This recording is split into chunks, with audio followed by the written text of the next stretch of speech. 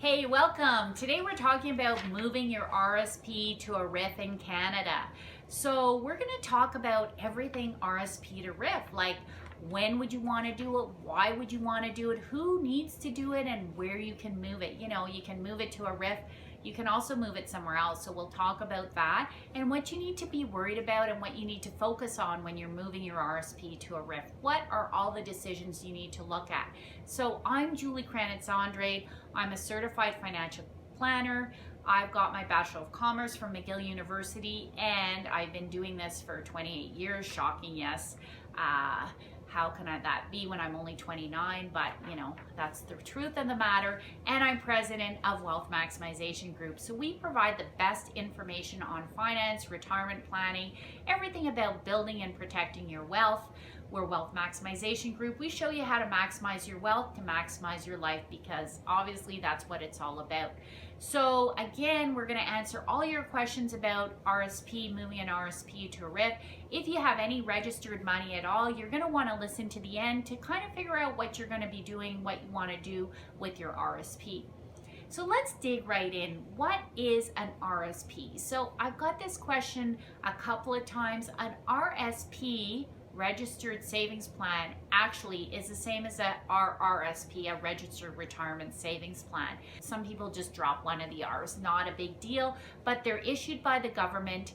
And the thing is, you got to remember is you got to postpone tax. People think they save tax, but you know what you got to really understand is you didn't save tax, you just postpone paying the tax. So you didn't pay the tax, or you got a rebate for tax you had already paid when you put the money in, but when you take the money out, you got to pay tax. So you know, when you built your account up, you had the happy face because yeah, you got money back from the government, and you know, hopefully you use that for something beneficial, like paying off debt.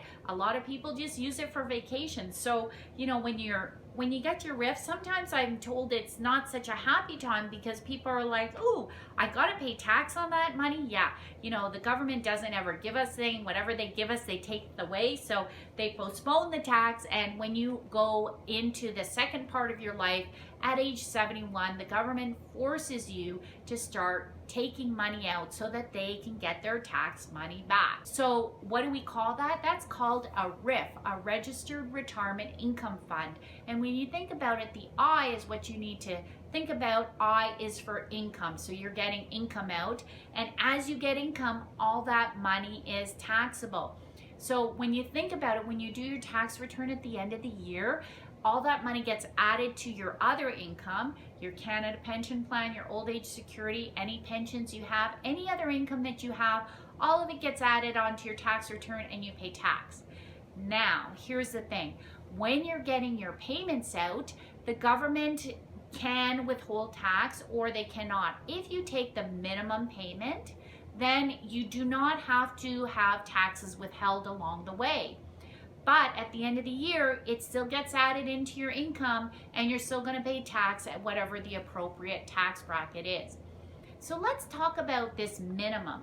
When you move your money to a RIF, there is a minimum amount that the government makes you take out.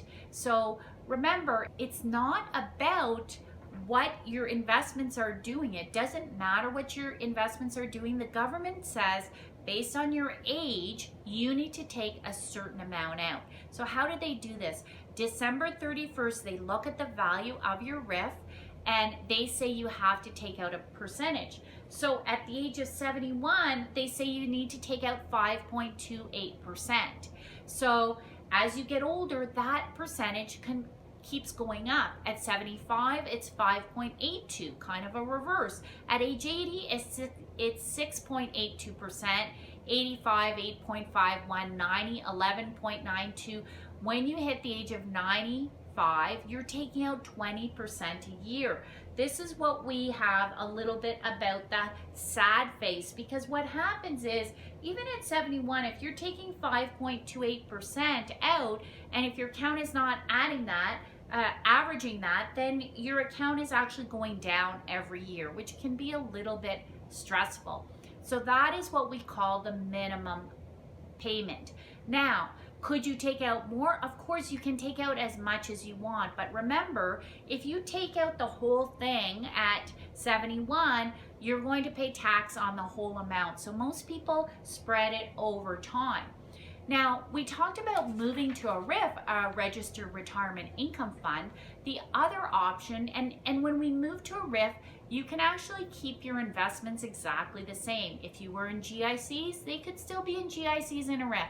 If you have mutual funds or ETFs or stocks and bonds, they could stay in the same investments in a RIF. You may want to use it as an opportunity to check and see if those investments are appropriate in a RIF. Very important, because when you're in a RIF, remember, Registered Retirement Income Fund, the whole purpose is you're getting income out every year. And if the markets are up and down and you're taking money out in a down market, you can erode your investments very quickly. We call this a sequence of return problem. If you haven't heard about that problem or that issue, please be sure to watch our 4% video. Spoiler alert, it's not really about 4%, so make sure you watch that video so you understand the risks of having investments in a RIF and being forced to take out this percentage. When you turn 71, you actually have to move your RSP somewhere. You can move it to a RIF, or you can move it to a Registered Retirement Income Fund, or you can move it to an annuity. Now, we're not going to get into too much detail about the annuity. The annuity is like a pension. We have another video about annuities if you have questions about that. But remember, any money from the RIF or the annuity is fully taxable at your tax bracket. If you are taking out, the minimum amount, the percentages I said that the government makes you take out, you can have it that they do not withhold any taxes off that money, but you are not saving taxes, because remember, at the end of the year, they still add it to your income and take whatever tax off they should have taken off before. So you're not really saving tax, you're just postponing the tax to the end of the year. So make sure that you've made decisions that are right for you. You can actually get your financial institution to take more or less taxes off, so you don't have to worry about it at the end of the year.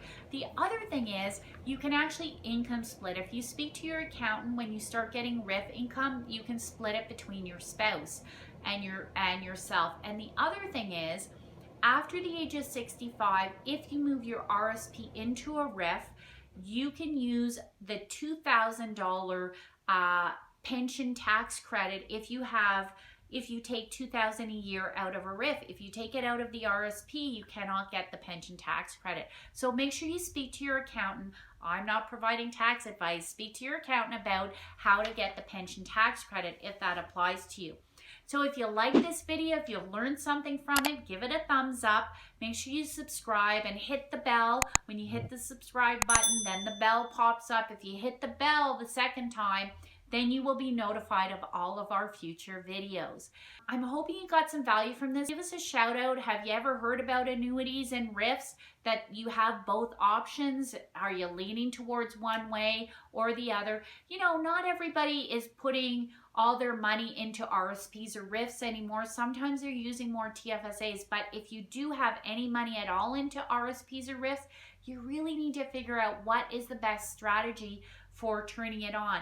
We talked about you have to turn it on at age 71, but you can actually move your RSPs to a RIF at any age. Sometimes people don't realize, because they're so programmed to take their RSPs only later on in life, that they forget that tax planning wise, it may be better for them to get some income earlier.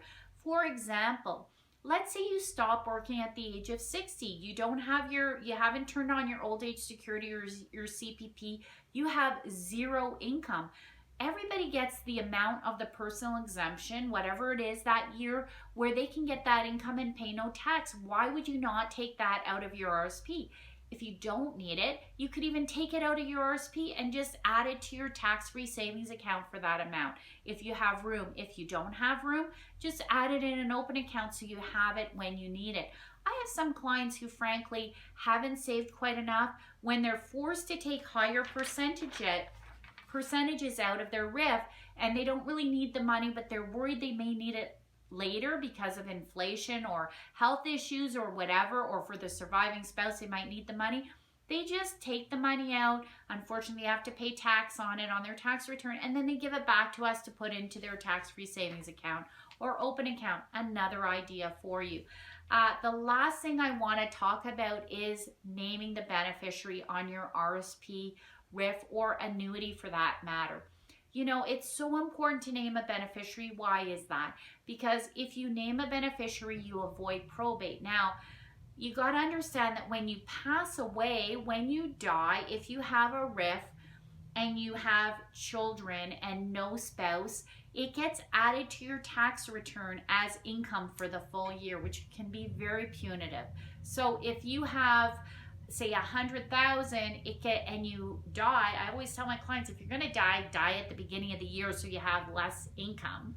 It doesn't always work though. So if you can't make it work, the problem is that RIF gets added to your income all in that 1 year if you don't have any spouse. So if you leave it to your kids as a beneficiary, you avoid probate fees, but you're still going to pay the tax on it. The estate's still going to pay the tax. Now, if you have a spouse, you have two options. You can either name the spouse as a beneficiary and it will roll over to your spouse, or you can name them as the annuitant and it will also roll over to the spouse.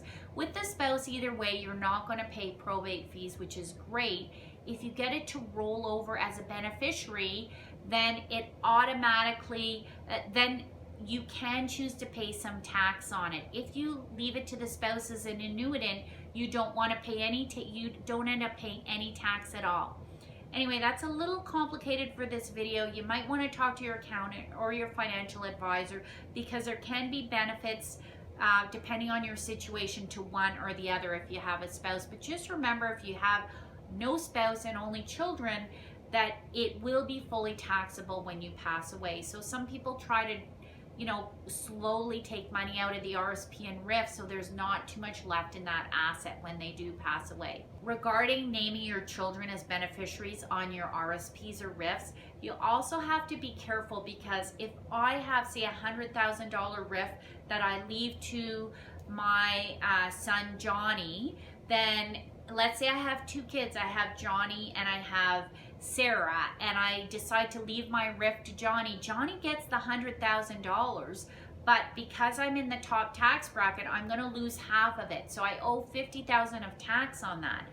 Johnny gets the full 100. He doesn't pay the tax bill. The estate pays the tax bill. So if there's only $50,000 left in the estate and that was supposed to go to Sarah, Sarah's not going to get that $50,000 because the estate has to pay the bill. So make sure when you're setting up your estate, it's really important that you figured out what the taxation of the assets are going to be. Again, speak to your accountant, speak to your lawyer, and they can help you with that.